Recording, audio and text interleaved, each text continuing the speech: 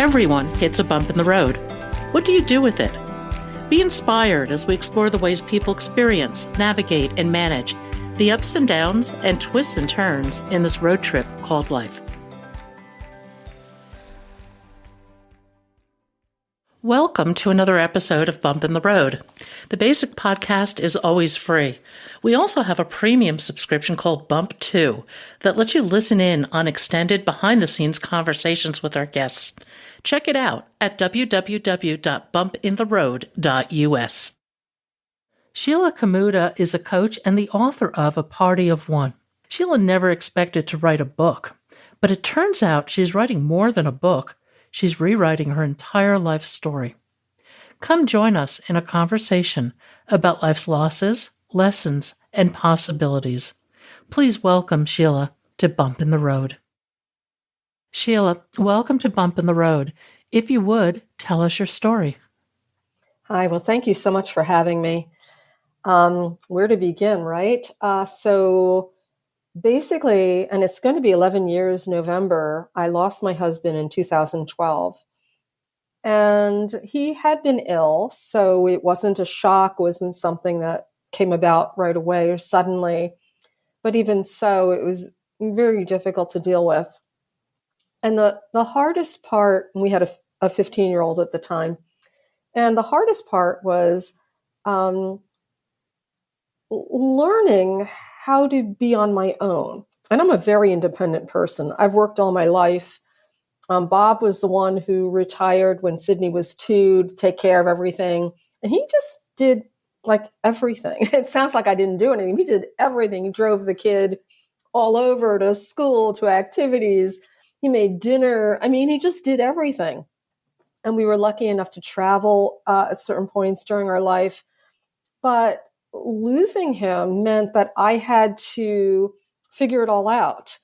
I barely drove. I grew up in New York, and we didn't even grow up with a car.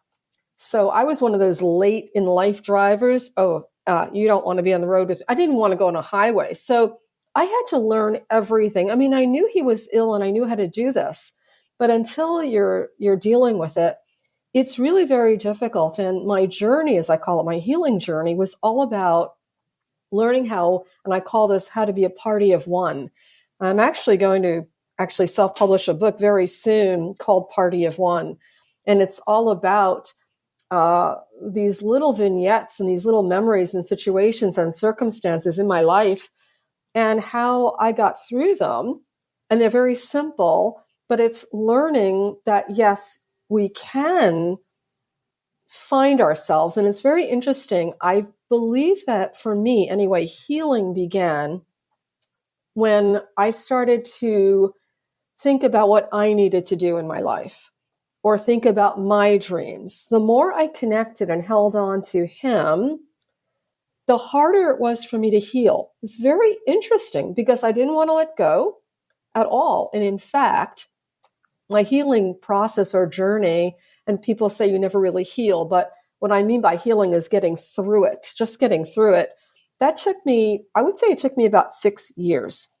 And what I found I had to do, maybe other people do this, I don't know. But I had journals all over the house because I like to write. And I wrote a letter to Bob every day for 6 years. And it was my way of holding on and I guess letting go at the same time. I wrote about, something like I paid a bill or Sydney finally got a driver's license or remember the trip we took to Tuscany, things like that. Or, remember when that funny thing happens and remember we went to, see Book of Mormon and we laughed hysterically or whatever it was. We would do the puzzle on Sundays and all those kind of things. And I was just trying to keep him near me. That's what I had to do. I had to communicate and that was the only way I could.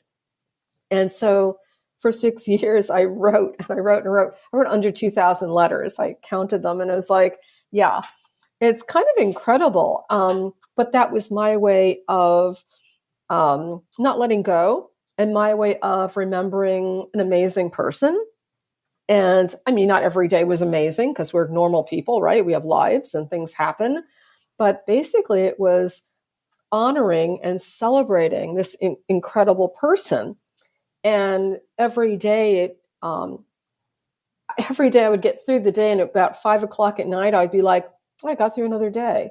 And never once did I think, oh, this writing's going to help me. I didn't think really anything was going to help me, like at all. I really didn't know. I really didn't know how to do this. I didn't know if I could do it. I knew I had a kid, and that was a driving force for me. And I'm sort of, and also a working person, independent person. So I'm a strong person. I'm courageous in that way. But I really didn't know how I was going to get through this. It was just the loss was so heavy. In fact, I wrote this poem recently called "Loss is Loud," and I'm like, oh my God! It's just the quiet in the house was just deafening. And TV became my friend, actually, because there was a built-in community, And so I wrote and wrote and wrote, and soon, when I say soon, I mean like after a year, I'm like, well, I got through a year. After 2 years, well, I got through 2 years. And as the years kept going on, what I found was I started to become more of myself and find the me inside of me. Because, before you have a relationship, you're whoever you are. So I had me, and then I had us. And so I lost a friend, I lost us, but I lost me somewhere also. And I feel like there's a healing process that maybe people do speak about this. I don't know, but I feel like once you start to go back to who you are, what are your dreams before you met anybody? What is it that you wanted to do? What is it? Where did you want to live? What kind of art do you like? Even down to the art on the walls. And soon I started to become who I was again without mixing it up with another person.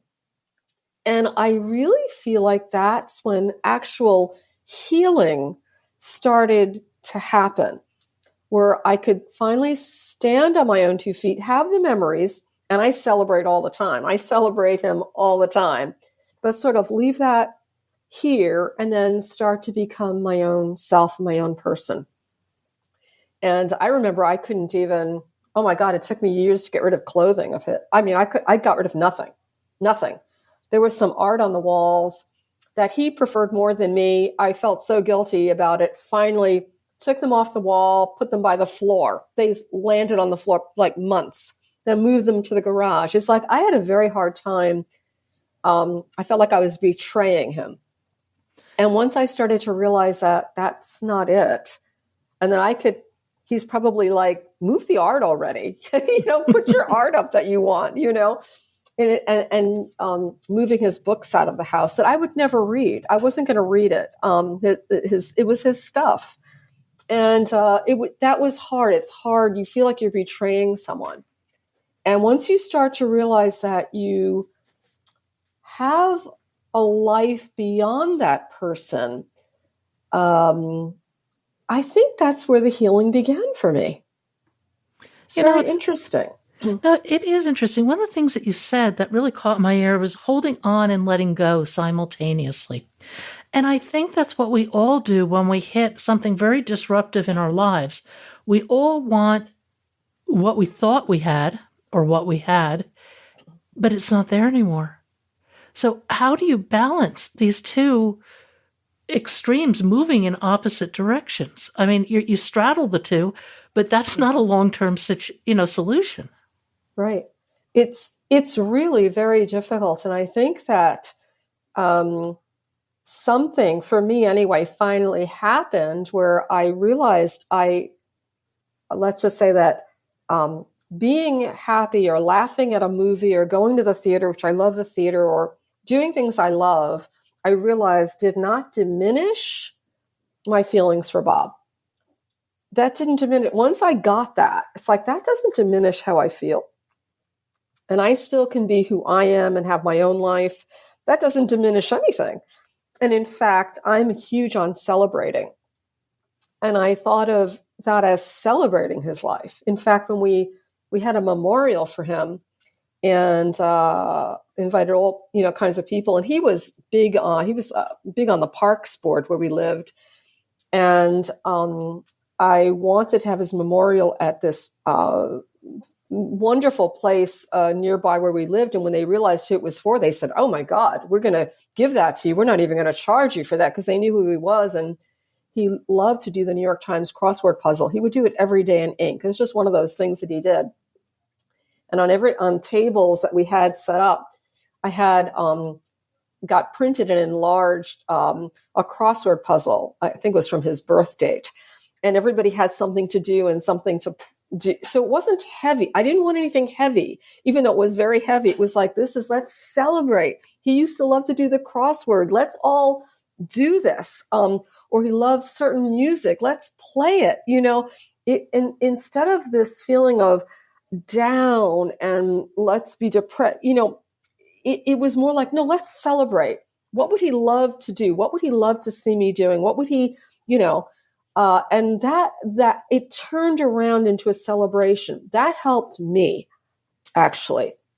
So sort of from feeling sad, that went on for years, went into honoring, went into celebrating. One of the things you mentioned was you had to rediscover yourself. Mm-hmm. And at midlife or so, you get to rediscover yourself, perhaps in a new way. What are the upsides of rediscovering yourself? Oh my God. It's unbelievable because we know who we are. And I didn't lose myself. I say, he didn't complete me, but if it was a painting, he added color to my life. And it wasn't me, him, it was us, this new painting, right? But I always had the stuff I was in love with, and he actually loved the same things as I did. I mean, I love theater like more than life. That was my first love, theater. I grew up in New York. Theater is it for me. So it's strange, but when somebody leaves us, and people that have had a loss and a recent loss, this will be hard for them, but there's a gift in everything that happens in this world. And I found the things I loved and I went, whole hog on them. Like I love modern art. I made sure that the art on my walls are exactly what I want. Everything is what I want. There's really no compromise. It's just me. And so if I want to go to the theater, I go to the theater. If I want to go to the opera, I go to the opera. Whatever it is I want to do, I found the things that make me happy. And also through this journey, I don't know that I would have become a coach if I hadn't gone through this, because I was just, going along. We were having a great life. I'd go to work, it was all good. And this taught me so much that I became this whole other person because of this. I would never want to, I would want him back in 2 seconds, but I became somebody else. I became me, but deeper. There were things inside, my true self, my inner self, whatever you call that, the person that really lives inside of us, that person just came out over a matter of years. That's wonderful. It does tend to take years for these things to evolve. Talk a little bit about your coaching. What are you doing? Yeah, well, I started out, so I had at one time in my life, I had led a team of creatives. And I realized during that was like a great job. And I was really good at it. And the best part of that job was coaching them, nurturing, developing, I just loved it. It was just great. And I realized that, wow, maybe this is something I started to think about I could be doing, helping people. So, and over the years, again, I changed, I've evolved, I started out as a career coach, and I mainly do career, but I'm an empowerment coach. That's what I realized I was, because I love helping people become who they are. And it's all part of what I became through this loss. It's like, oh my God. It's like I realized that I became empowered. That's what happened. I empowered myself to be independent, to know I can do it. I can be on my own. I'm not saying a person should be on their own at all, but I'm saying I can, I can go out. I can have dinner on my own. I can go to the movies. I can go to the theater. I can purchase what I want. I can work. I can do whatever.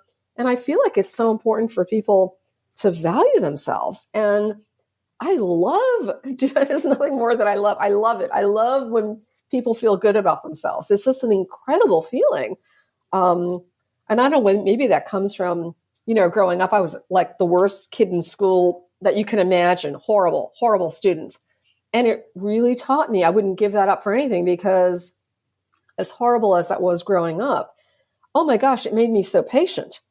I can explain things to somebody 10 different ways, because it's all about empowering them and valuing themselves. There's so many people that don't value who they are, or they see their value through someone else, or they're waiting for like strangers to validate their ideas.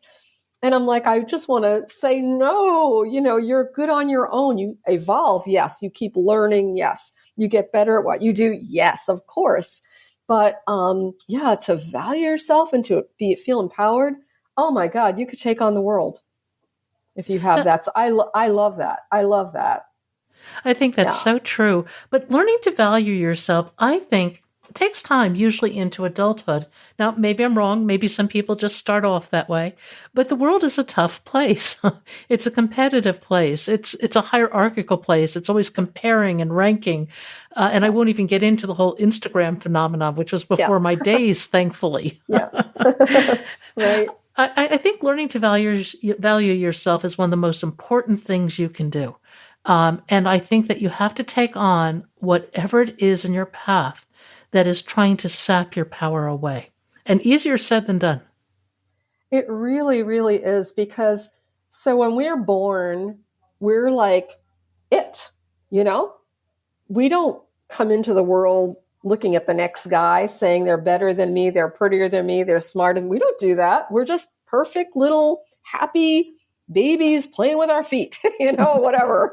We don't care how we look. We are amazing. Okay. And then we get to a certain point and the world happens to us. Teachers, kids in school, whatever it is, the world happens to us. And parents, because they don't want children that are not well behaved, they say, no, you can't have this. You can't do this. You can't do that. So we grow up hearing no, no, no, no, no.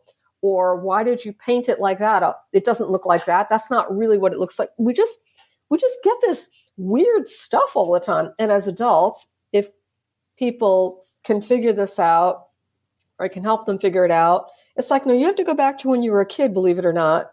And you have to believe you can have it. And if you want to paint that barn door purple, go ahead. And if you want to get on stage and be Prince, go ahead, or Lady Gaga or whoever, go ahead. And you have to start to believe in yourself. So you have to sort of undo all the stuff that's been done. And that's the work. That's the work we have to do. It is the work we have to do. And undoing it, you have to undo it on an emotional level. It's not intellectual. Oh, no. No, you have to feel it. And that's where it gets hard. And I think it gets hard for two reasons. I think we're separated from a lot of our feelings and emotions in general as a society. And it can hurt. Yeah.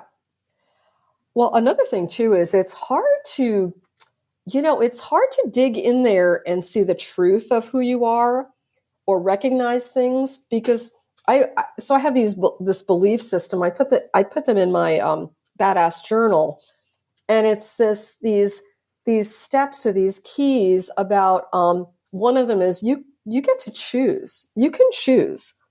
I mean, there's a lot of things that people do to us, and a lot of things maybe we're not as good as the next guy, whatever it is. But there are things that we can do. We can choose. For instance, we can choose when we get up in the morning to feel grateful that we're alive, that we have running water. I mean, like, I am grateful for my hot cup of coffee every single morning, seriously. That we have, like, I wasn't feeling good. I had this bad cold. And I remember waking up the other morning, I'm like, oh, I'm so glad I have a blanket and I'm warm. And I'm like, great. You can choose that. People think that's nothing. No, actually, that's everything. It's everything. To be grateful is where everything starts. I couldn't agree more. I think it sounds so corny, a gratitude practice, but I have a gratitude practice. Every morning I wake up, I find 5 things to be grateful for. They have to be different every day. I can't repeat the same ones. You got to actually think. Right. And but then it's I meditate. Okay if you repeat them. Yeah. Well, if it's something that's, true, that you're truly grateful for, sure.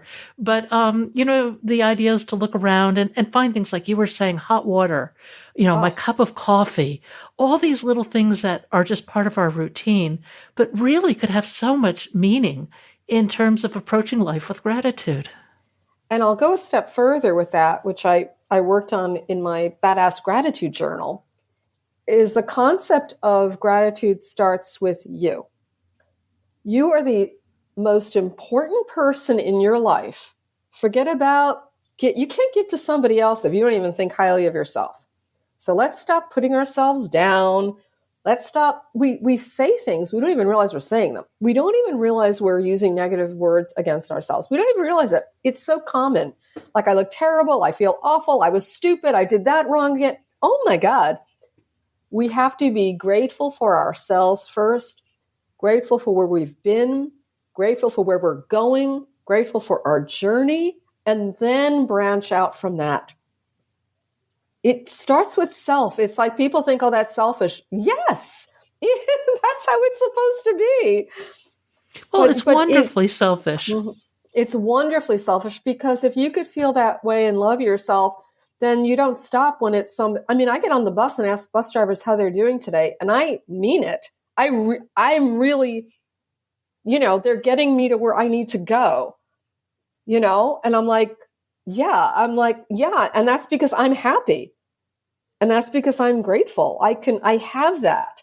You have that you have a bigger capacity, No, I think you have to master all these things internally. For example, you can't really show empathy to somebody until you have real empathy for yourself.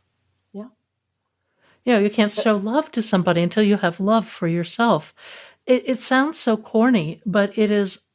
In my life experience, I see it again and again and again. Name your virtue, name your emotion, until you master it for your well-being. You can't give it to anybody else. I know, it's so true. And I guess it does seem corny, and it seems like, oh yeah, that stuff. But when you start living it, you don't think about it. It just becomes natural. Like, I don't think about anymore, oh, I'm going to be grateful. I just am. Yeah. Or I'm going to be it just becomes part of who you are. And then all of a sudden you have a deeper connection with, like, everything. You look around, you take a walk, you're like, oh God, that tree is beautiful. And I'm like, I never used to say that. What the hell? So it's like, you don't even think about it. It becomes part of who you're supposed to be. I think finding that joy is one of the most wonderful aspects of life. And if you can find it and tap into it and be that joy, your life, that's your life. Oh my gosh. There's nothing, I agree. There's just nothing better than being happy, because if you're happy and you learn to live, and if you're not, then the first thing to do is to run for things that you're grateful for, because they will uplift you. They just will. They'll uplift you. The world is terrible, blah, blah, blah, whatever. No, my friend, my boss, whatever it is. If you could be grateful, that will uplift you in 2 minutes. And if you can stay there and hold that, I really actually believe there's a magic in that, to tell you the truth. I feel like your world can change by the power of how you think and how you feel. And again, you're right. It sounds like silly or corny. That's fine. I don't care. I'm buying it, because I can't go back to the way I was ever. I can't. This feels too good. No, I think the world reflects our vision of it. I mean, if you're grateful, you see a grateful world. If you're happy, you see a happy world. I think one of the things that is interesting is to take an event in your life and write about it from different perspectives. For example, take an event and write about it from the perspective of anger, of joy, of gratitude, of love.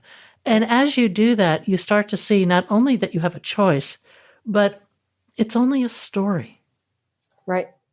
And you can transcend a story. And you can rewrite a story. Absolutely. I love rewriting a story. If you don't like the way that story is going, rewrite it. You're the director. Own that movie or play or book. Rewrite it. Oh, I can't rewrite it. That's like, no. You have power. No, I have to. You do. People are very afraid, I think, because I think about this too, that I once was there too. And sometimes this happens to me. I have to talk myself through it. I think people fear being very successful and what that really means, and really feeling like they can own what they do, because then they're 100% responsible. You can't blame anybody. If you're in a bad mood, nobody does anything to you. Know what? You have the power to change. You have the power to rewrite your life. Start small. But you have that power. And a lot of people, I do think that it's unfortunate, but sometimes people get sort of in that loop. And they're safe in the complaining loop or the worry loop or whatever that is. It's just what they're used to. It's just a pattern. It's not their fault. It's just a pattern. And it's very hard to break a pattern. It's like, I remember when I stopped putting sugar in my coffee. This is years ago. Oh my God, that was so hard to stop.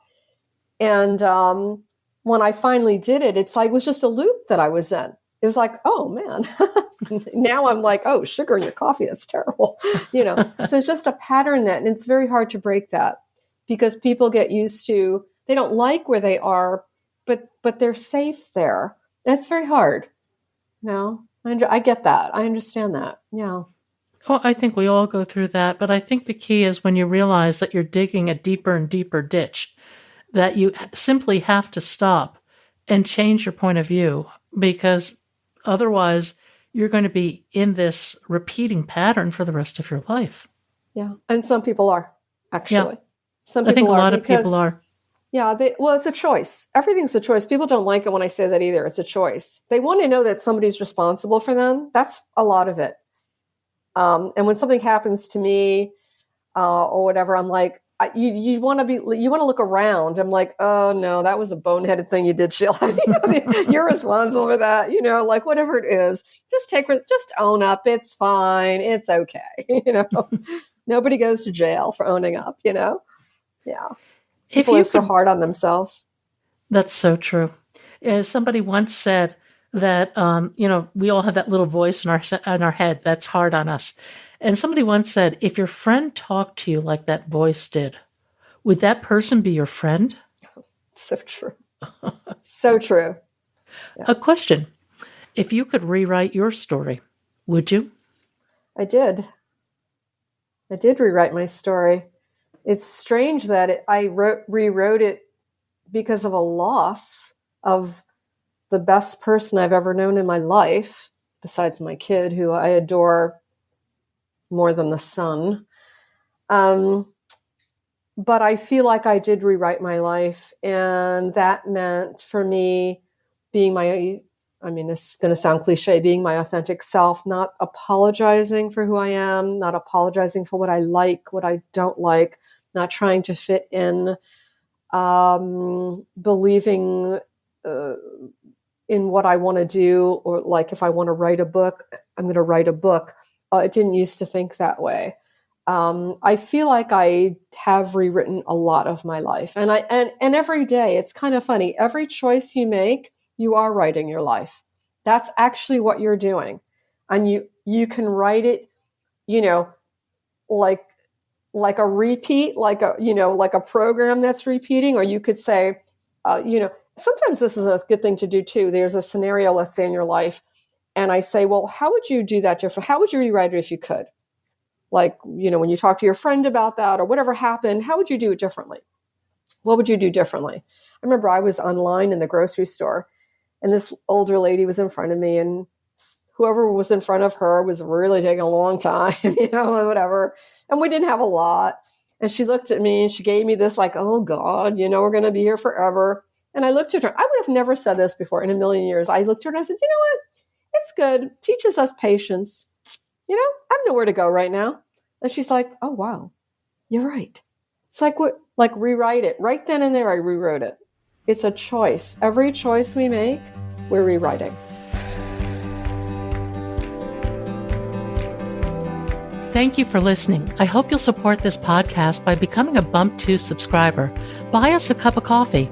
It's your support that makes this podcast and website possible. I hope you found something in today's podcast that inspires you along your own life's path. because sometimes a bump in the road is actually a portal into a more conscious and meaningful life.